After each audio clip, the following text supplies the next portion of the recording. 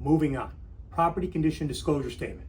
Now you're going to get this statement, and there's a bunch of questions in there, right? Over 60 questions. Oh, no, 56 questions, my bad. Okay, 56 questions. And you're going to look at this and say, geez, how do I fill this out? A million questions asking specific questions about the condition of the property, and very pointed questions. Now, just understand, your broker should not be assisting you in completing this. Your broker, they're very knowledgeable, and they go through the house and they can tell a lot. But this is for you to complete as the seller, okay? And just know, no guessing, okay? Never ever guess. Don't speculate. Fill this out to the best of your actual knowledge, okay? So if you know an answer is yes or no, then put it accordingly, okay? But if you get to a question, you say, man, I don't know, maybe. Unknown is a very fine answer, okay? If you truly don't know, then you don't know, then that's your answer, okay? Do not guess, but this filled out to the best of your actual knowledge. Now, very quickly, there are some questions in here that I routinely see sellers maybe answer incorrectly. So I'm just gonna very quickly breeze over some of those, okay? Now, question number 4, does anybody have a lease easement over the property or right to use or occupy your property? Now, I've got clients sellers who are selling a multifamily that have tenants in there. And they say, well, they're month to month, they're under a verbal now, the lease expired some time ago. So yeah, no, they circle no. I say, wait a minute. They certainly are in there. They absolutely have the right to occupy. You know they're in there and you want them in there and they're paying you rent. The answer is yes, okay? So just keep that in mind. If you have any easements, they talk about anything at item number 7. Is there anything shared or in common with an adjoining landowner, like a driveway? Now, if you have a common or shared driveway, my first question is always going to be, do you have a written agreement in place with the adjoining landowner that would, among other things, suggest how you're sharing in the maintenance and upkeep of that driveway? Because the buyer is probably going to be very interested in that, and if they're getting mortgage loan financing, their bank may require some type of driveway agreement in place. And sometimes people have it. It's great. Maybe there's a language in the deed, or there's a separate standalone shared or common driveway agreement on record with the county. You really should have one. I always tell my sellers, hey, listen, maybe you have a fabulous relationship with the next door neighbor and you just talk and cooperate and you're throwing in 50% each and everything's great. However, at the end of the day, you don't get to pick your neighbor, right? So there may be somebody that moves in there in the future who's not so kind and considerate. And in that case, nobody wants that, right? Nobody wants a dispute over how we're going to share in the maintenance and upkeep of this. So it's best to have it in writing, have it run with the land going forward so that there's no ambiguity or confusion, and every subsequent landowner is going to be bound to it. Okay, so that's important. If you have an HOA, we want to see the HOA documentation. If you have a recent invoice that you pay, if you've got an offering plan, the big comprehensive binder or whatever handbook. We want to see that. We want to know what the covenants, rules, restrictions might be, or if there's bylaws, things of that nature. So it's important that you look and kind of dig those documents out.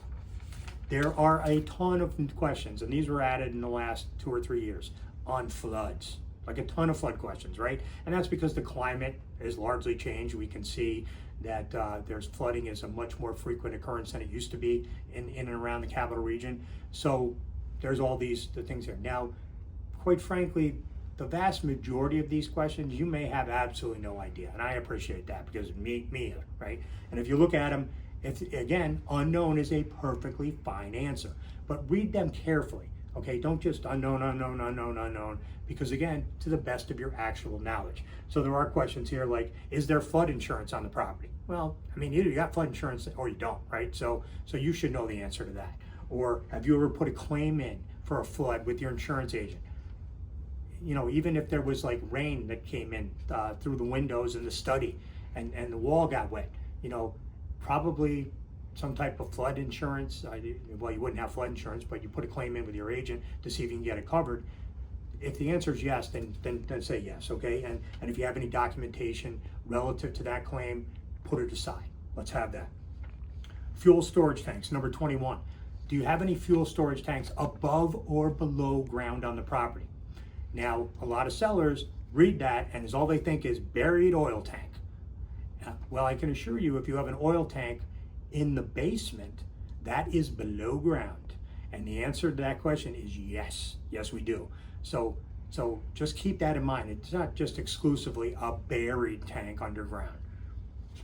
If you get any of these questions about mold, radon, insects that say, hey, have you ever had any of these tests done? And you say yes, make sure you understand it says right after that in the question, if so, please attach a copy of the report. Okay, so I, as seller's counsel, I'd be looking for that. You know, do you have a copy of the radon report? Do you have a copy of your insect inspection report? Or if you have ongoing maintenance with Terminex or whoever, do you have copies of that documentation? Because the seller or the buyer's counsel is probably going to be looking for it. It's best that we get ahead of that. So if you have anything like that, or you had any prior mold remediation done in an attic or basement, we need the documentation. So don't just say yes, either let us know, can't find it, don't know where it is, or better yet, look for it, have it on hand. Let's put that forward. If you have any capital improvements or repairs that you recently accomplished to the property, hey Brian, we put a new roof on, put a new furnace in, new AC unit, new hot water heater, whatever. Get those documents together. Copy of the contract, work order, invoice, paid receipt, warranty, whatever you got, let's have it. Okay, so start compiling those things, start thinking about those things. And if a building permit was required in order to do one or more of those, take on one or more of those undertakings, get me a copy, if you have it, of the building permit and the certificate of occupancy or certificate of completion that the municipality would have issued to close out that permit. So compile those documents for them, and we're gonna need them, okay? Finally, when you get to the last page, or I guess it's page 6 of 7, there's a bunch of questions rattled off, 40 through 56. And I get clients who just say, oh, here, carbon monoxide detector, smoke detector, oh yeah, I got that, yes, yes. Read the question, because it says, are you aware of any material defects with any of these? Not, hey, do you have it? Material defects. So then the answer is, no, sorry, no.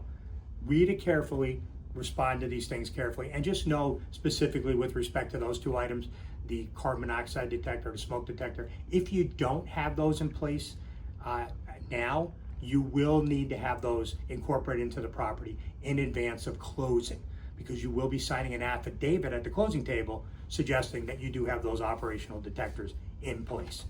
Okay, so again, fill this out to the best of your actual knowledge. The agent should not be filling this out for you. And if you have any questions or concerns, you can reach out directly to us. My phone number here at the office is area code 518-438-0010. My email address is brohan, R-O-H-A-N, @rohanlaw.com, or you can find us online, www.rohanlaw.com.